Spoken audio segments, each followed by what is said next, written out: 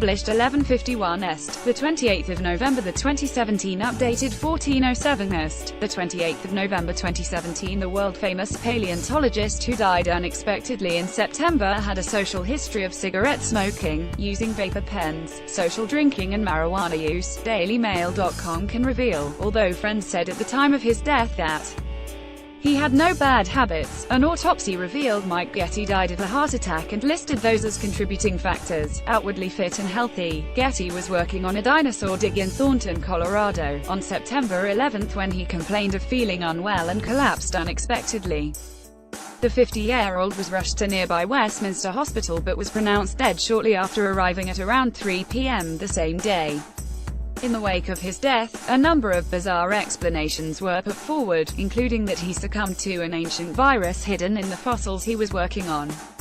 But the autopsy report, exclusively obtained by DailyMail.com, shows that the real cause of Getty's early death was an acute myocardial infarction, or heart attack. World-renowned paleontologist Mike Getty Pictured died suddenly while working in an excavation site after he had complained about feeling ill on September 11. Getty's autopsy has revealed he died of a heart attack. His sudden death prompted a slew of bizarre theories, including one suggestion that he succumbed to an ancient virus hidden in the fossils he was working on. According to the document, which was put together by the Adams County coroner, the heart attack occurred due to underlying coronary artery disease.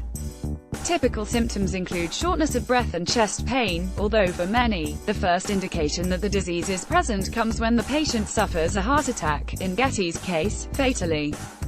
Along with hypertension, the report notes that Getty had a social history of cigarette smoking, use of vapor pens, social drinking, and marijuana use, which also contributed to his death. He was also found to have sustained cracked ribs while being given CPR, as medics battled to save his life. Getty, who was the chief fossil preparator at the Denver Museum of Nature and Science at the time of his death, was born in Canada but spent most of his adult life in Arizona and Utah.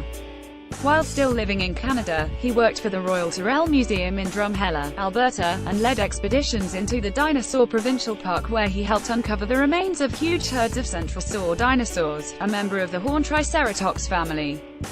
Later, he moved to US to take up a position at the Natural History Museum of Utah where he spent 13 years running the fossil lab and had an entire species of dinosaur named after him, the Utah Ceratops Getty. Getty was the chief preparator at Denver Museum of Nature and Science at the time of his death and previously spent 13 years running the fossil lab and had an entire species of dinosaur named after him, the Utah Ceratops Getty. The Utah Ceratops Getty discovered this specimen during a dig at the Grand Staircase Escalante National Monument in 2010. It was believed to measure up to 25 feet long. The herbivorous animals, whose name means horned face from Utah, occupied the southern part of the state during the late Cretaceous period, roughly 76.4 to 75.5 million years ago. Utah ceratops, which are a relation of the more famous Triceratops, had skulls that measured up to 7 feet in length and, in total, were up to 25 feet long. Getty discovered the holotype, or initial specimen, during a dig at the Grand Staircase Escalante National Monument in 2010. The discovery was his second major find, having unearthed a new species of Oviraptorisaur, a parrot-beaked omnivorous dinosaur, in the same area in 2002, named the Hagraphis giganteus. The feathered beast lived in Utah during the late Cretaceous period, walked on 2 legs and could weigh up to 110 pounds. In 2013, Getty took up a new position at the Denver Museum of Nature and Science, where he was still working at the time of his death. On the day of his demise, he was overseeing a dig in the Denver suburb of Thornton located on a building site where the remains of a Triceratops dinosaur were uncovered late last August. This is the excavation site in Thornton, Colorado, where Getty died during a dinosaur dig. Discoveries so far include most of the skull, as well as a rib, shoulder blade and vertebrae. A tooth, thought to be from a scavenging Tyrannosaurus rex, has also been found.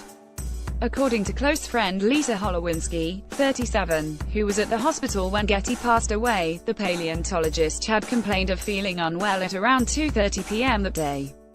Colleagues initially thought that the 50-year-old was suffering from heat exhaustion, but 15 minutes later, he collapsed and was pronounced dead at 3 p.m., just 30 minutes after first becoming ill. He basically just stopped in his tracks, Holowinski told DailyMail.com in September. His co-worker, who is a lab assistant and who was also at the hospital, she just said during the dig on Monday, Mike had come up to her and said he wasn't feeling well. So she said, "Why don't you go sit in the truck, turn on the engine and turn on the air conditioning and you'll be better off." She thought maybe it was getting too hot outside and he was suffering from heat exhaustion. She turned around and Mike had sat down on the cooler, but then shortly after, he slumped over and he was unconscious. By the time the EMT arrived, he had no pulse and so he went very, very quickly. He said he wasn't feeling well and the next thing you know, he was dead. Retired mechanical engineer Bob Buck, 71, was volunteering at the dig on the day and said Getty had been lifting heavy equipment shortly before he collapsed, but noted that was not unusual. Getty's close friend Lisa Holowinski Wright, 37, was at the hospital when Getty passed away. She initially believed he was suffering from heat exhaustion. Friends describe the fossil hunter as a man with a quirky personality and as an energetic excavator also traversed the world doing what he loved. Fellow paleontologists were also quick to shut down some of the more outlandish theories put forward in the wake of his death, such as Getty being exposed to ancient bacteria present at the site. Hay added maybe he didn't know anything until the last moment. "It was just one of those things, I guess. He had just finished helping lifting some heavy things, which Mike always does, and he just sat down and said he didn't feel very good. The only good thing is Mike died doing what he loved."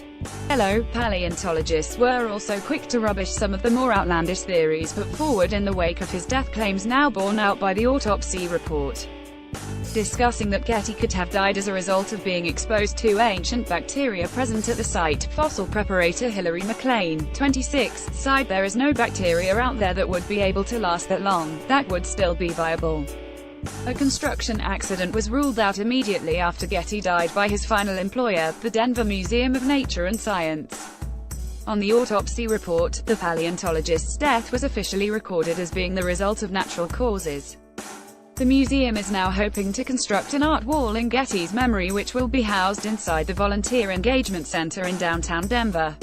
To be named a Volunteer Inspiration Art Wall, the installation will eventually include 205 unique images of fossils and other artifacts, along with an inscription honoring the late paleontologist.